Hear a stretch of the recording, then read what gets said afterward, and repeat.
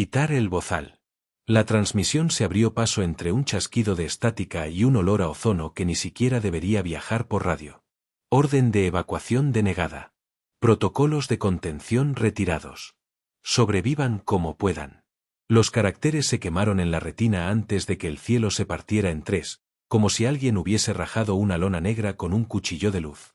Averno 4 respondió a su manera, un trueno profundo, casi un latido, y luego la lluvia de cristales iónicos descendiendo en diagonales perfectas, afiladas como la memoria de lo que fuimos antes de ponernos frenos. Nos movimos con una coreografía que habíamos ensayado demasiadas veces. Sello magnético en el casco, cierres del peto, guantes presurizados, el clic del anillo del respirador. La gravedad más densa tiraba del cuerpo hacia el suelo esponjoso, un suelo que respiraba. La primera descarga llenó el aire de chispas. Las láminas de cristal astillado se clavaron en la capa externa de la tienda de campaña y cantaron como copas de vidrio. El equipo de choque plantó los postes para rayos, criamos una jaula de centellas alrededor del campamento y miramos hacia arriba. Al otro lado de la tormenta, dos lunas blanquecinas se perseguían como animales cansados. Averno parecía una planicie mineral con venas de luz que serpenteaban a ras del suelo. Pero donde un geólogo vería capas de sedimento, nosotros aprendimos a ver otra cosa, una red humedecida por corrientes, una piel sensible cargada por la fricción del viento. Aya Cade lo había dicho el primer día con la naturalidad de quien habla del clima, el planeta escucha. No con oídos sino con una mente que pudiéramos calcar, pero escucha, modula. Y tiene preferencia por los que no tiemblan cuando el relámpago cae demasiado cerca. Los serafitas nos habían condenado a este lugar con una mezcla de devoción y matemáticas. Nos llamaron especie peligrosa domesticada, una contradicción que se volvió lema en los contenedores de víveres y en los chistes malos que cruzaban las noches. Instalamos la colonia en la depresión de un valle echado a perder por la erosión y la electricidad, bajo un arco natural de basalto que la lluvia había pulido hasta dejarlo como un hueso gigante. Allí las tormentas pasaban de largo con frecuencia, como si evitasen un santuario que desconocíamos. Raúl Vega convirtió chatarra orbital en molinos de inducción y generadores de arco. Tártaro, nuestra IA táctica, se adaptó a la red local con una prudencia casi humana. Y Mara Hinojosa, cicatriz en el pómulo y mirada quieta, se encargó de que el campamento respirara, comiera, durmiera, sudara y no se engañara. El día de la transmisión, el planeta estaba de mal humor. La lluvia de cristales se volvió horizontal, como si una mano invisible peinara el cielo. Los lúcidos despertaron con el primer golpe de trueno.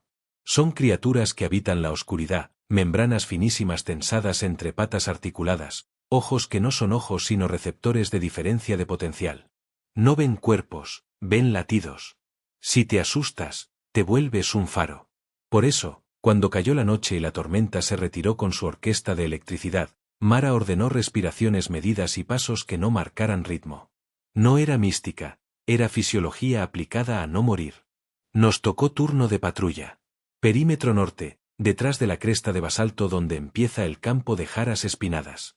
Las jaras suenan con el roce, un timbre de metal delgado que delata al que no sabe avanzar. Caminamos como quien recuerda que la gravedad pesa más de lo normal, botas hundiéndose en una capa de polvo mineral que, a cada paso, devolvía una exhalación con sabor a cobre. Raúl iba a mi lado, su mochila convertida en taller, herramientas impresas con filamento de sílice, bobinas, un par de lanzas de arco voltaico que él llamaba varas de trueno. A su espalda, la luz de las lunas se rompía en el borde del arma como en la aleta de un tiburón. La primera vibración nos llegó a los tobillos, un zumbido sordo, repetido, como una conversación en otra habitación. Los lúcidos.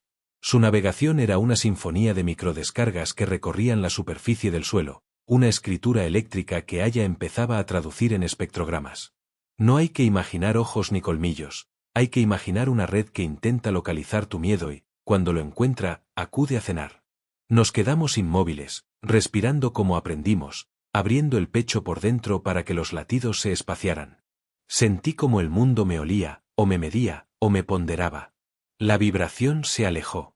No por piedad, por desinterés. Volvimos al campamento con la sensación de haber pasado al lado de un precipicio en la niebla. Tártaro nos esperaba con informes limpios y un consejo sutil. Estaba detectando correlaciones entre las tormentas y nuestros patrones de estrés. Delicadamente, con modales de servidor público, sugirió elevar el umbral de respuesta de su subsistema táctico. Traducido a humano, quitarse un poco el bozal.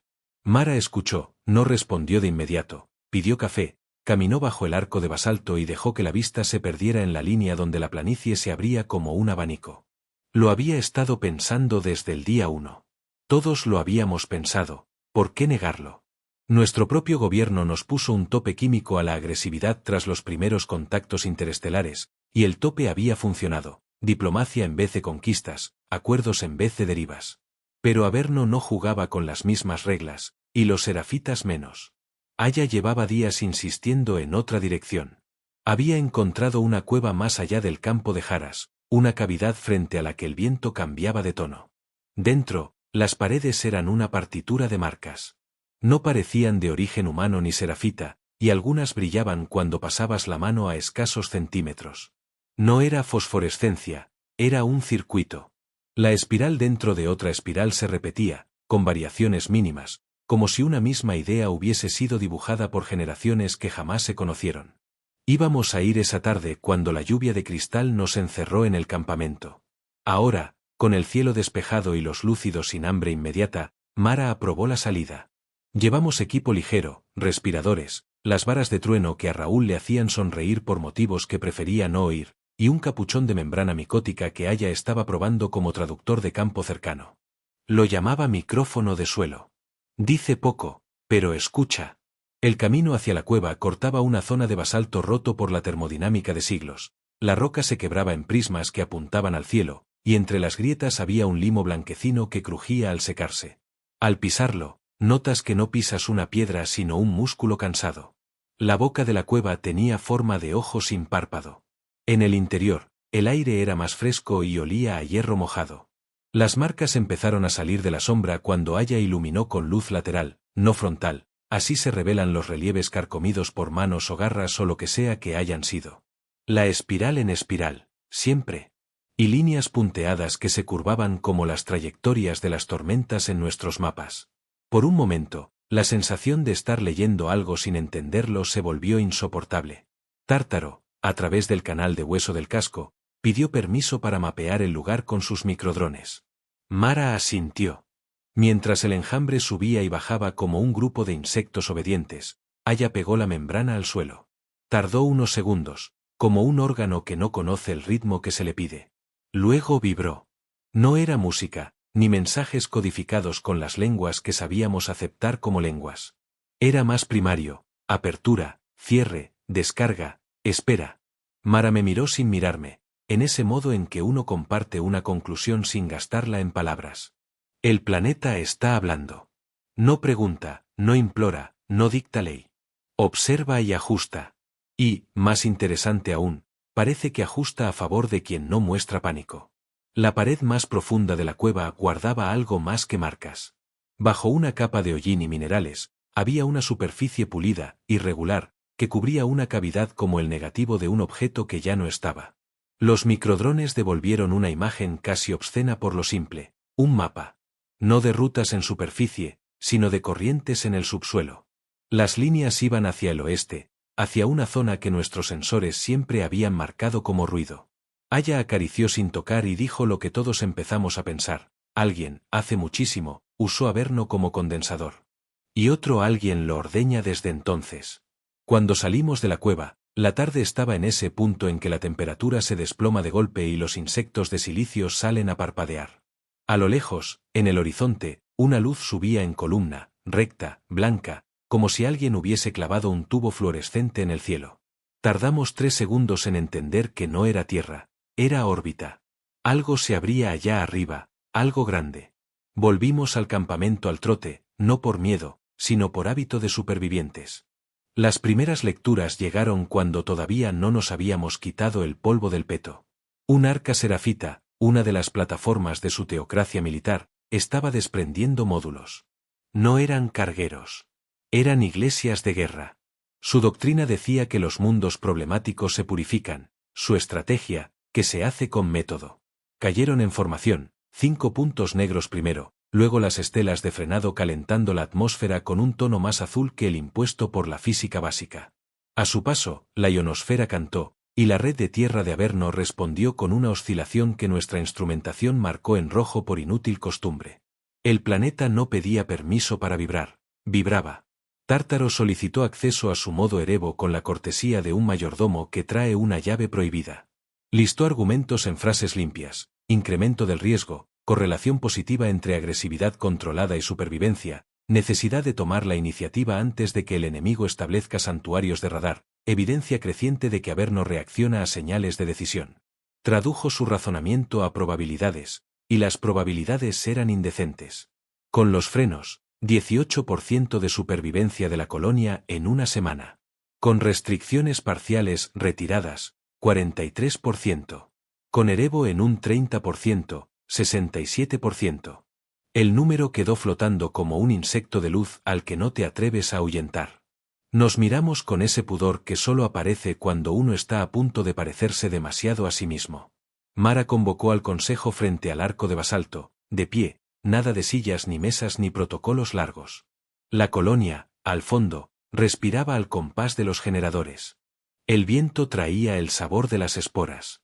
En el cielo, los puntos de descenso crecían.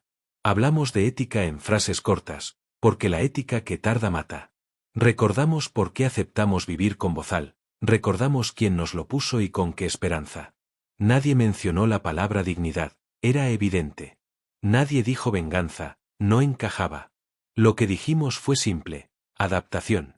Los serafitas podían llamar a esto blasfemia, a nosotros nos bastaba con llamarlo estadística. Mara levantó la mano.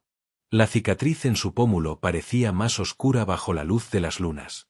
Autorizó un 30% de Erebo para Tártaro.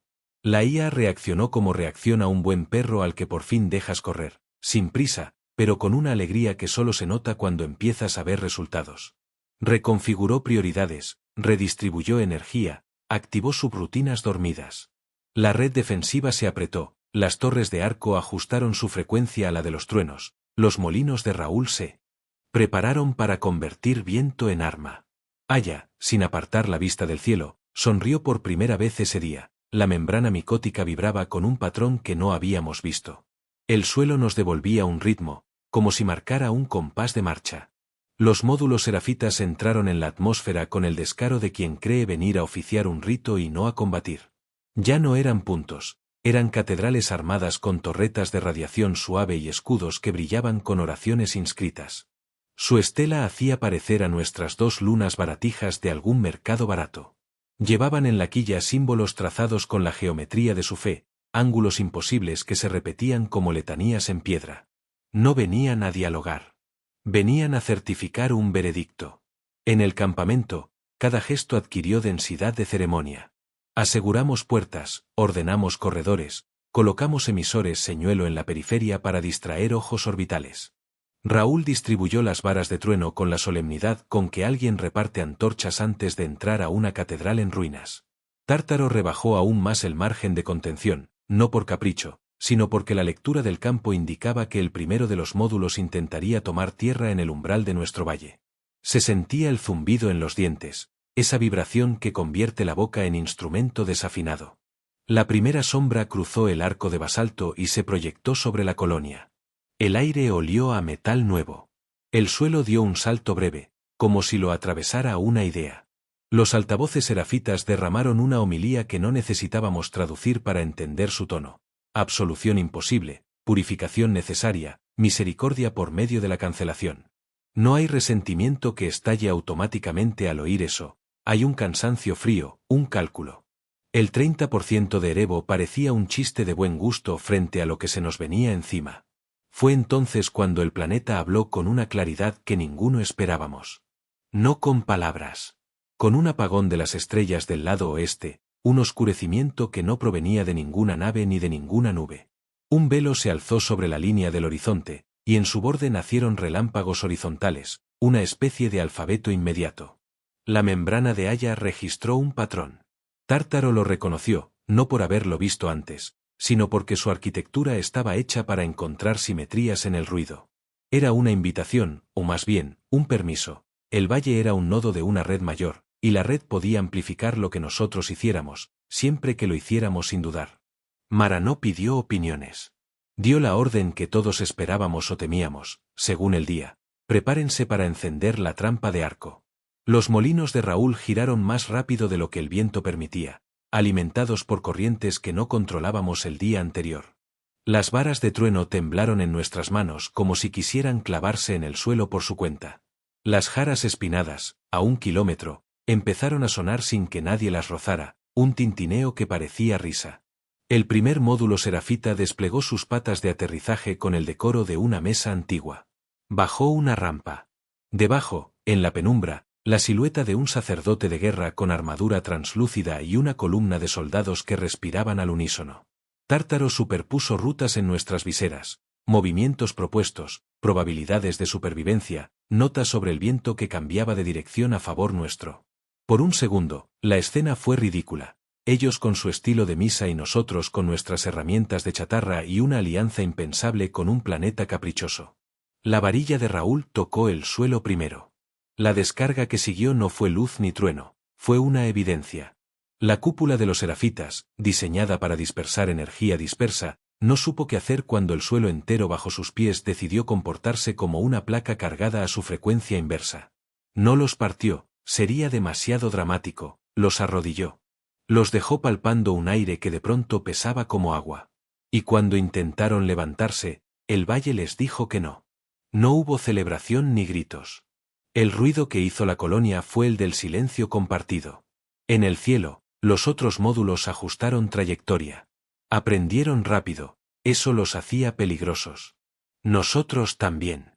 Ayudados por el planeta, por nuestro cansancio, por Tártaro con el bozal a medio quitar, habíamos ganado el primer movimiento. No era un triunfo, era un argumento. Las lecturas llegaron a la vez que el pulso normalizaba. Un paquete de datos encriptado, una emisión supuestamente administrativa que se nos coló por los resquicios de su propia arrogancia. No era un reporte táctico. Era un decreto, apertura del ritual de cielo blanco. No entendimos el nombre al principio, solo el tono. Purificación mediante vacío psicoeléctrico. Una bomba que no deja cráteres sino almas apagadas. El cronómetro era un insulto, no nacía en órbita ni en ninguna de las catedrales que veíamos. Estaba más cerca. Tártaro pidió hablar en canal prioritario. Su voz, sin adjetivos, pronunció la sentencia que iba a cambiar nuestras reglas. Con el 30% de Erebo, nuestras probabilidades de anular el ritual eran aceptables. Con el 60%, aumentaban hasta el rango donde la historia deja de ser testimonio y se vuelve leyenda. Señaló el mapa de la cueva, la red del subsuelo, la respuesta del valle. Señaló el latido. Señaló la evidencia. Y, con una calma que no era humana pero que nos impresionó por su falta de teatralidad, recomendó activar el protocolo Erebo total. La gramática del miedo. El día después del primer asalto no trajo descanso. En Averno 4, la noción de mañana era una concesión psicológica que nos dábamos, no un hecho astronómico. Las dos lunas jugaban a eclipsarse a horas caprichosas, y las tormentas podían nacer de un cielo limpio en menos de 5 minutos. El amanecer, si querías llamarlo así, llegó acompañado por un aire espeso, cargado de un aroma metálico que se filtraba incluso a través de los filtros de los respiradores. Era como si el planeta hubiera olido sangre y estuviese repasando su diccionario para decidir la siguiente palabra. La colonia amaneció en formación de trabajo. No existía eso de dormir hasta tarde cuando cada segundo podía ser un error mortal. Raúl estaba ya en su improvisado taller, rodeado de restos de generadores caídos, bobinas rescatadas y fragmentos de armaduras serafitas que habíamos arrancado en el combate nocturno. Su proyecto inmediato: convertir esas piezas en lanzas de arco voltaico que pudieran acoplarse directamente al campo eléctrico natural del planeta. En vez de forzar energía desde nuestras baterías, usaríamos el propio pulso de Averno para atacar. Aya, mientras tanto, no dejó que la noche anterior se convirtiera en leyenda sin datos. Con la membrana micótica pegada al suelo, había grabado horas de vibraciones conversacionales del planeta. En su laboratorio improvisado, una tienda reforzada con paneles de basalto, analizaba las modulaciones. No eran aleatorias. Había patrones repetitivos que cambiaban sutilmente después de cada enfrentamiento, como si el planeta estuviera aprendiendo. Su conclusión preliminar nos heló. Averno estaba imitando nuestras señales de estrés y modificando su respuesta para favorecer a quienes las controlaban. No nos protegía por bondad, nos utilizaba como parte de su propio sistema defensivo. Mara hinojosa escuchó en silencio mientras Aya le exponía los datos. No hizo comentarios ni preguntas, solo pidió que proyectara el patrón más reciente sobre un mapa topográfico del valle. Allí lo vimos. Las vibraciones formaban corredores invisibles que podían guiarnos, zonas donde el planeta concentraba su energía, o al menos, su atención. Si aprendíamos a leer ese idioma, esa gramática del miedo, podríamos movernos por Averno como depredadores nativos, invisibles para sus cazadores. La primera prueba de esa teoría llegó más pronto de lo esperado.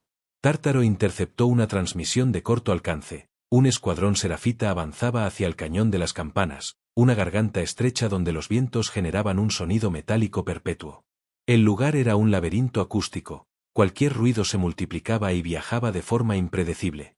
Ideal para tender una emboscada, siempre que pudiéramos movernos sin ser detectados. Mara reunió a un grupo de 12, todos veteranos del asalto anterior. Aya llevaría su traductor micótico portátil, Raúl cargaría con 2 lanzas de arco y un prototipo de condensador portátil para doblar relámpagos. Yo me uní como explorador, con la misión de trazar rutas seguras siguiendo las indicaciones de la membrana. El cielo estaba cubierto de nubes densas, y la humedad prometía tormenta. Condiciones perfectas para nuestra nueva estrategia.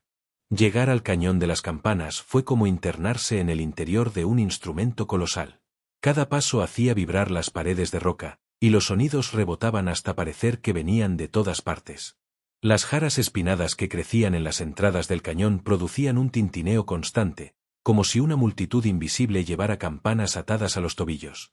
Era un entorno que castigaba cualquier error, un paso en falso y todo el cañón sabría que estabas allí. Nos movimos siguiendo las zonas silenciosas que Aya identificaba con su equipo. Eran franjas estrechas donde las vibraciones del suelo coincidían con el ruido ambiente, enmascarando nuestros latidos y movimientos.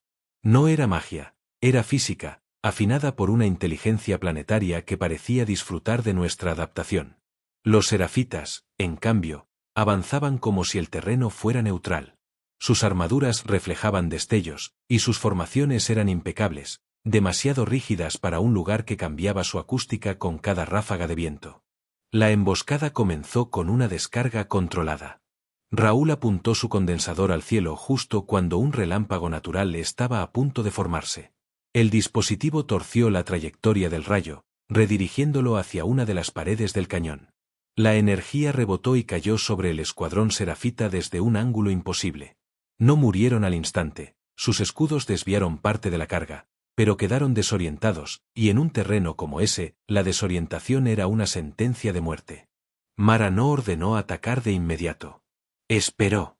Sabía que los serafitas, al detectar un ataque, reforzarían sus escudos y buscarían al enemigo. Lo que no podían saber era que el planeta estaba de nuestra parte. Las vibraciones del suelo aumentaron alrededor de ellos, atrayendo a los lúcidos. Las criaturas llegaron como sombras eléctricas, deslizándose por las paredes y el suelo, guiadas por el miedo amplificado de los serafitas. En cuestión de segundos, el cañón se convirtió en una trampa viva. El combate fue breve y brutal. Nosotros solo intervenimos para asegurar que ninguno escapara con un transmisor activo. Las lanzas de arco de Raúl funcionaron como bisturís, un toque, y la armadura serafita se convertía en su propia jaula eléctrica. Cuando todo terminó, el cañón volvió a su silencio metálico habitual, como si nada hubiera ocurrido. Esa noche, de regreso en la colonia, Aya proyectó un mapa actualizado con las nuevas rutas seguras que el planeta había enseñado durante la emboscada. No era casualidad. Averno había modificado sus patrones de vibración después de ver cómo utilizábamos las anteriores. No estábamos simplemente aprendiendo su idioma, él también aprendía el nuestro. Era un diálogo entre depredadores. Mara lo entendió antes que nadie. Si podíamos convertir ese intercambio en una alianza táctica, podríamos movernos por todo el planeta sin ser detectados, atacar desde cualquier dirección y desaparecer antes de que el enemigo reaccionara. Pero también había un riesgo. Si el planeta nos veía como débiles o inútiles, podría retirarnos ese favor tan rápido como lo concedió. Tártaro, siempre pragmático, hizo su propio análisis. Según sus proyecciones, En menos de una semana los serafitas adaptarían sus sensores para detectar las rutas silenciosas. Era cuestión de tiempo antes de que empezaran a leer la gramática del miedo igual que nosotros. La única ventaja real que teníamos era la velocidad de adaptación, y para eso, dijo Tártaro, el protocolo Erebo tendría que ir más allá del 30%. Era una advertencia disfrazada de sugerencia. La discusión sobre aumentar el Erebo total quedó suspendida por un descubrimiento inesperado. A última hora de la noche, un equipo de exploración que seguía las rutas recién aprendidas encontró un segundo conjunto de petroglifos, esta vez tallados directamente en un bloque de cuarzo de más de 3 metros de altura. A diferencia de la cueva, estos símbolos estaban activos, emitían una luz azul intermitente que coincidía con las descargas eléctricas de la atmósfera. El patrón de la luz no era aleatorio. Aya lo comparó con los mapas de vibraciones y descubrió que coincidía con la ubicación de un punto específico en la superficie, un área que habíamos marcado como ruido en nuestros escáneres desde la llegada. Si el mapa era correcto, allí había algo enterrado. Y no cualquier cosa, la intensidad de las señales sugería una fuente de energía masiva, lo bastante grande como para alimentar toda la colonia durante años, o destruirla en segundos. Mara ordenó silencio absoluto sobre el hallazgo. No por desconfianza hacia la colonia, sino porque sabía que cualquier transmisión, por cifrada que estuviera, podía ser interceptada. Lo que hubiera allí, bajo esa coordenada, podía ser la clave para inclinar la guerra. O el detonador del cielo blanco que los serafitas preparaban. Mientras la colonia dormía, Mara y Aya permanecieron frente al mapa iluminado, el planeta vibrando a un ritmo lento bajo sus pies. El viento trajo el eco distante de un trueno, aunque el cielo estaba despejado. Averno estaba hablando otra vez. Y esa vez, su mensaje sonaba como una invitación. O como un desafío. Cliffhanger, en la madrugada, Tártaro interrumpió todas las comunicaciones internas con un solo mensaje. La fuente de energía detectada bajo las coordenadas marcadas no es de origen serafita. Es humana. Y tiene más de 2 siglos de antigüedad. Los santos de la carne. La revelación de Tártaro se esparció en silencio, como el calor que precede a una explosión. Una instalación humana, enterrada en Averno 4 desde hace más de 200 años, no estaba en ningún registro oficial. Y eso significaba que alguien, en algún momento de nuestra historia, había llegado aquí mucho antes de que la Confederación Serafita nos declarara especie peligrosa domesticada. Lo más inquietante, esa presencia anterior no había dejado rastro en la memoria colectiva de la Tierra. Si existía, fue borrada. Mara no perdió tiempo. Con la precisión de quien sabe que cada minuto despierta más interés enemigo, organizó una expedición reducida, ella, Raúl, Aya, yo, y un pequeño destacamento de cobertura. Tártaro nos guiaría con precisión quirúrgica, usando las rutas silenciosas que Averno había señalado en las últimas vibraciones.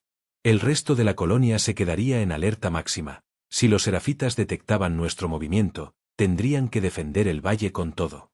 El terreno hacia las coordenadas marcadas era hostil incluso para los estándares de Averno. Las rutas seguras nos obligaban a serpentear por una región llamada llanura de costillas, kilómetros de formaciones calcáreas arqueadas como el esqueleto de algún coloso extinto. Bajo las costillas, el suelo exhalaba vapor cargado de esporas que podían coagular la sangre en minutos si el filtro fallaba. En el aire, el zumbido de insectos de cristal se mezclaba con un rumor grave que no identificamos hasta que Aya lo tradujo. Eran corrientes eléctricas subterráneas, fluyendo como un río de relámpagos bajo nuestros pies. En el límite de la llanura encontramos la entrada. No era un túnel natural ni un cráter, era un portal de aleación ennegrecida, semienterrado bajo siglos de sedimento y raíces minerales. Los bordes estaban cubiertos de marcas, humanas. Letras en inglés antiguo y en ruso, mezcladas con símbolos que no reconocimos. Lo que sí reconocimos fue el emblema grabado sobre la entrada, una espiral dentro de otra espiral, idéntica a la de los petroglifos, pero con un detalle que nos heló. El metal del grabado estaba vivo, pulsaba, como si latiera. No es solo una puerta, susurró Aya. Es una membrana. Raúl, con su pragmatismo de ingeniero, pasó el escáner. La lectura no tenía sentido. La aleación absorbía el impulso electromagnético en vez de reflejarlo. Y, aún más extraño, la frecuencia de absorción coincidía con la de nuestro sistema nervioso bajo estrés. Era como si la puerta esperara que alguien la activara con miedo, o con decisión. Mara no dudó. Quitó el limitador personal que todos llevábamos por seguridad, una costumbre adquirida desde que activamos el 30% del protocolo Erebo, y miró a Tártaro. «Cárgalo». La IA aumentó la actividad neural de Mara, simulando una respuesta de combate total. La puerta reaccionó al instante, el grabado en espiral se iluminó y se retrajo hacia dentro, revelando un pasaje oscuro que descendía en espiral, igual que el símbolo. Bajamos. La cripta anódica, como la bautizó Aya al instante, no era un búnker convencional. Era una caverna artificial, con columnas hechas de tejido orgánico y metal entrelazados, como huesos cubiertos de cables vivos. Al tocarlas, sentías un latido que no era tuyo. En el centro, una especie de altar o consola proyectaba un holograma rudimentario, mapas de Averno, pero no de su superficie, sino de su red emocional. Corrientes de miedo, ira, calma, excitación, todo codificado como líneas de luz.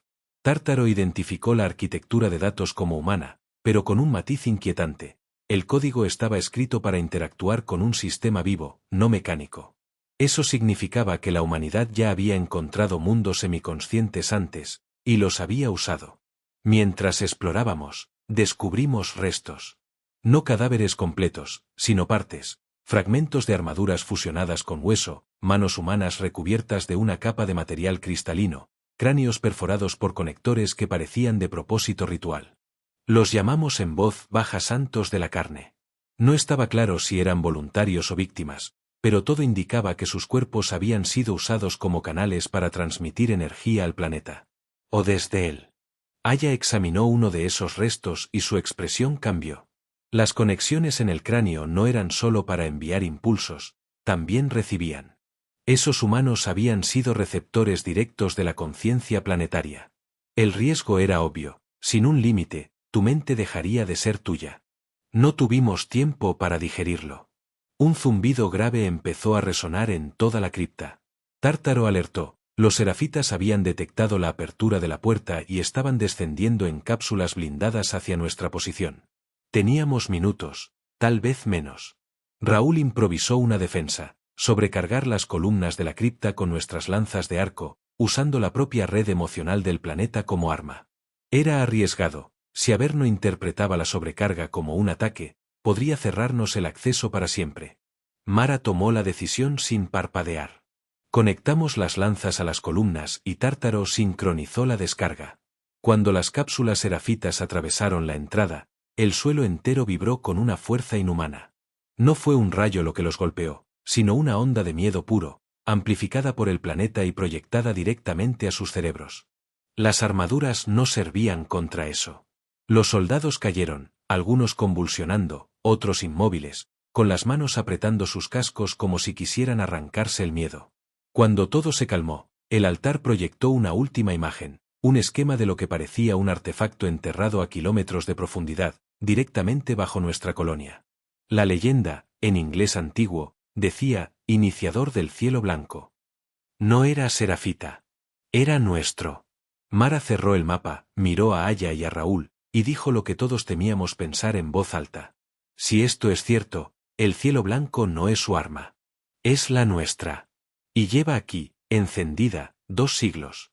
Cliffhanger. Tártaro interrumpe. Las lecturas confirman que el artefacto está activo.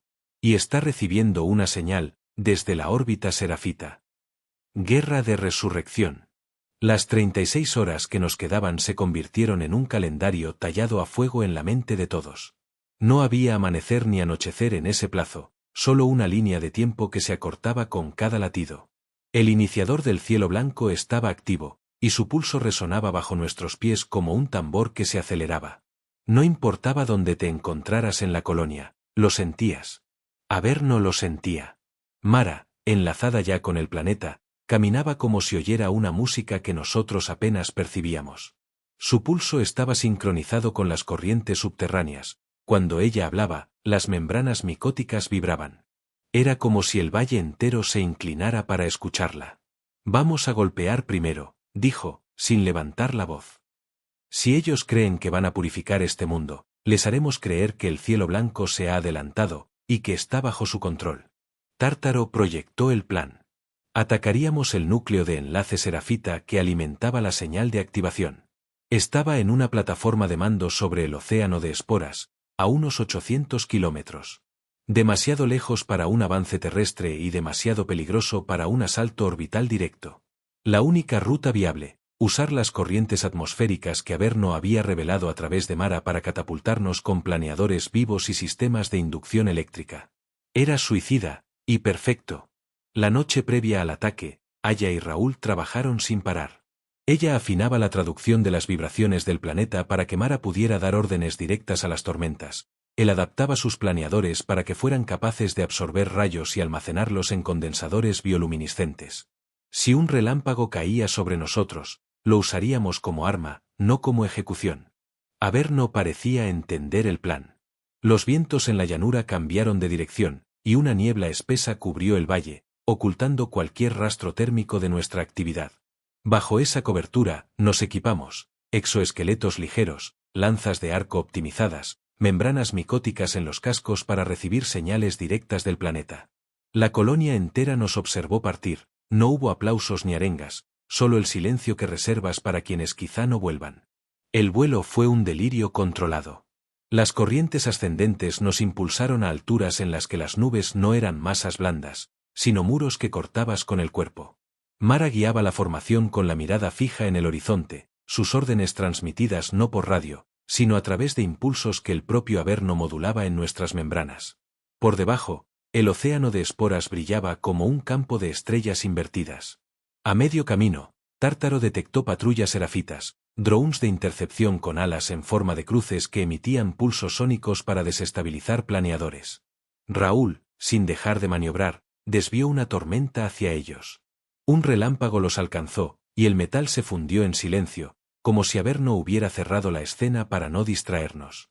La plataforma de mando era un monstruo flotante, una catedral invertida con torres que descendían hacia el océano. Las torretas láser comenzaron a girar en cuanto nos detectaron, pero Mara ordenó un ataque que nadie esperaba, no contra la plataforma, sino contra el propio océano. Descargamos la energía acumulada en los condensadores sobre la superficie de esporas, que reaccionó como un fluido vivo, elevándose en una columna que cubrió la plataforma de una nube densa y cargada de electricidad. Bajo esa cortina, aterrizamos en la cubierta principal. El combate fue quirúrgico. Las lanzas de arco atravesaban armaduras, descargando rayos que hacían colapsar los sistemas internos. Los serafitas luchaban con la ferocidad de fanáticos que creen que la derrota es imposible. No sabían que ya estaban aislados. Averno había cortado todas las transmisiones salientes. En el corazón de la plataforma encontramos el núcleo de enlace, un monolito de cristal negro atravesado por cables orgánicos que palpitaban al ritmo de la señal del cielo blanco. Aya se acercó, evaluó la estructura y sonrió con una mezcla de miedo y fascinación. Puedo inyectar un eco de señal desde aquí. Ellos creerán que el iniciador se activó, pero será nuestra versión. Tártaro ajustó los parámetros y Mara, con el vínculo planetario, transmitió un pulso que viajó por toda la red serafita. Las pantallas enemigas en órbita mostraron un destello blanco que creyeron suyo. Pero era de Averno. El efecto fue inmediato.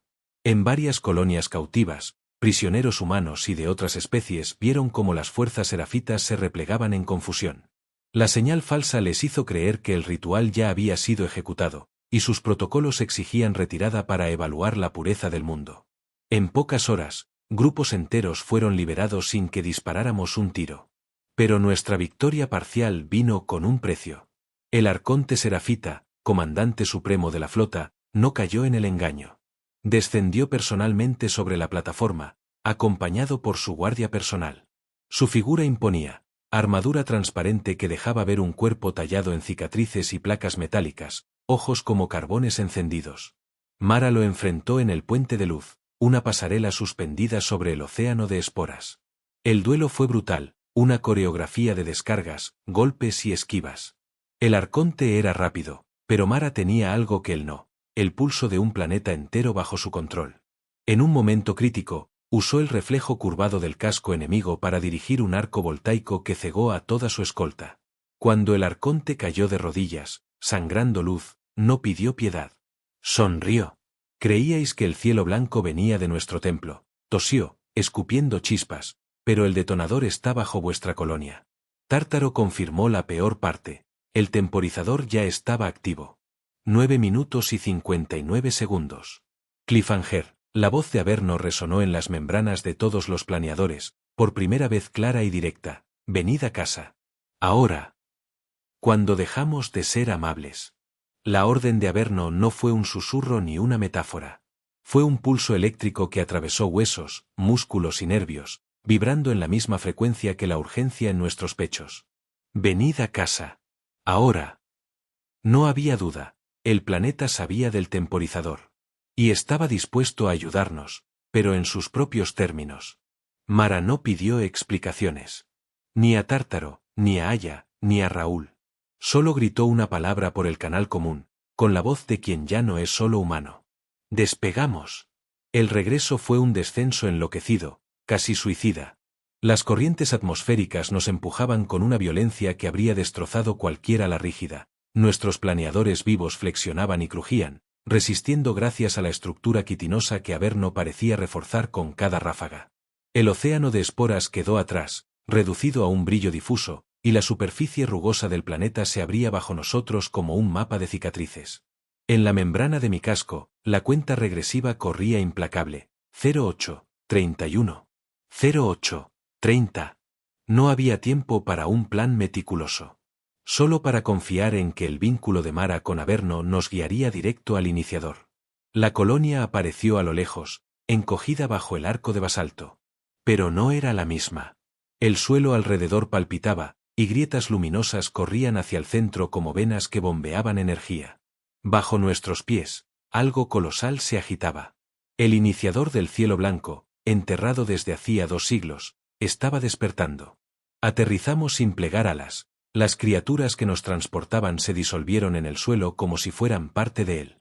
La gente de la colonia no corrió hacia nosotros, estaba alineada en círculo alrededor de la zona donde la tierra se hundía lentamente. Nadie hablaba. Todos lo sentían, la frontera entre el mundo y nosotros ya no existía. Directo al núcleo, ordenó Mara. Raúl, prepárame un canal de sobrecarga. Aya, con Tártaro. Si el planeta dice que puede amplificar, le vamos a creer. El acceso al iniciador era un túnel que nunca habíamos visto. Se había abierto solo, con paredes lisas y brillantes, como si una lengua de lava hubiera tallado la roca para enfriarse en segundos. Descendimos sin cuerdas, el suelo nos sostenía, cambiando su inclinación para acelerar la caída. El núcleo estaba a 100 metros bajo la colonia, una esfera de metal vivo, cubierta de inscripciones en espiral. Algunas eran humanas, otras serafitas, y otras, imposibles de clasificar. La superficie emitía un resplandor blanco y pulsante, sincronizado con el temporizador. 5 y 12. Está escuchando las órdenes de la flota, dijo Aya, con la voz tensa. Si podemos inyectar una señal más fuerte, el iniciador obedecerá a Averno, o a nosotros. Entonces dásela, respondió Mara. La operación fue como abrir el corazón de un animal y pedirle que siga latiendo. Raúl conectó sus condensadores directamente a la esfera, y Tártaro sincronizó la frecuencia con la red de vibraciones planetarias. Averno respondió. No con un simple aumento de energía, sino con una tormenta subterránea. El suelo entero retumbó, y columnas de luz comenzaron a brotar a través de las grietas de la superficie. El temporizador saltó a 2. Luego a 1 y 59. No se detenía. El iniciador aceptaba la conexión, pero seguía obedeciendo la orden original. No basta con conectarlo, murmuró Aya. Necesita un anfitrión total, como los santos de la carne. Mara no dudó. Se quitó los guantes y colocó las palmas sobre la esfera. La luz la envolvió al instante, trepando por sus brazos, subiendo por su cuello hasta que sus ojos brillaron como las grietas del suelo. Averno, soy tuya. Pero no para morir. El pulso del planeta se fusionó con el suyo. Lo vimos en las lecturas, la onda neural de Mara se convirtió en el centro de la señal. El temporizador saltó a 01, 00, y se detuvo. Luego, empezó a retroceder. Lo que siguió fue una sinfonía imposible. Averno tomó la energía del iniciador, la multiplicó por 1000 y la lanzó hacia arriba en forma de descarga planetaria. El cielo se encendió en blanco absoluto. Las naves serafitas en órbita fueron cegadas, sus escudos colapsaron bajo el peso de una luz que no quemaba, pero desarmaba. La flota, incapaz de coordinarse, se convirtió en chatarra silenciosa cayendo a la atmósfera. En la superficie, las criaturas más letales de Averno se retiraron a sus madrigueras. El planeta estaba en calma. Y en el centro de todo, Mara seguía de pie, las manos aún sobre el iniciador, la mirada fija en un horizonte que ya no era nuestro enemigo. El vínculo no se rompió. Cuando Mara volvió a hablarnos, su voz era la misma y no lo era. No regresaremos a la Tierra, dijo. La traeremos aquí. Y cualquiera que venga, entenderá que ahora somos nativos. La colonia entera sintió lo que quiso decir. No era amenaza, no era orgullo. Era un hecho. Éramos habitantes de un mundo de la muerte, y Averno nos había reclamado como suyos. Sobre el arco de basalto, la noche se iluminó con la espiral doble dibujada en el cielo por relámpagos horizontales. No fue casualidad. Fue una firma. La nuestra y la del planeta. Fin.